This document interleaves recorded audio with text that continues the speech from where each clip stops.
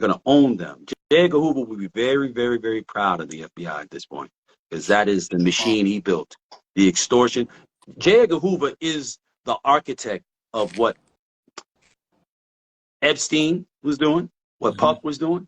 J. Edgar Hoover is the architect of that. J. Edgar Hoover was, for those who don't know, he was the director. He was a cross-dressing, closeted homosexual director of the FBI.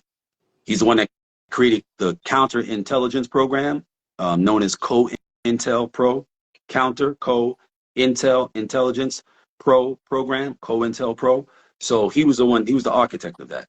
He was the director of the FBI for like, I don't know, 38 years, something ridiculous shit like that. Like, that's not how it's supposed to be. That's how it's supposed to be. So, but they couldn't get him out of there because they say that he had a file on virtually every American. He had a file on.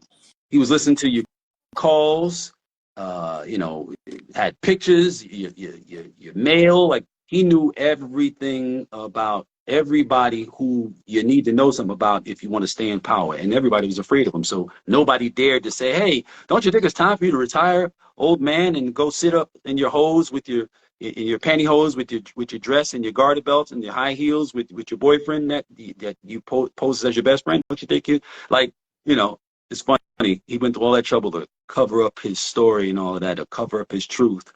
And time has revealed it anyway. That's what I always say, right?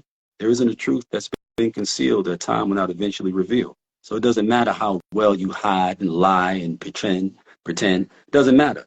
You might or might not be here when your truth comes out. But believe your truth will come out. Back in the days, we used to say no future in your fronting. Your truth will come out. That's why pretending is pointless. It's pointless. It's pointless because you will be found out eventually.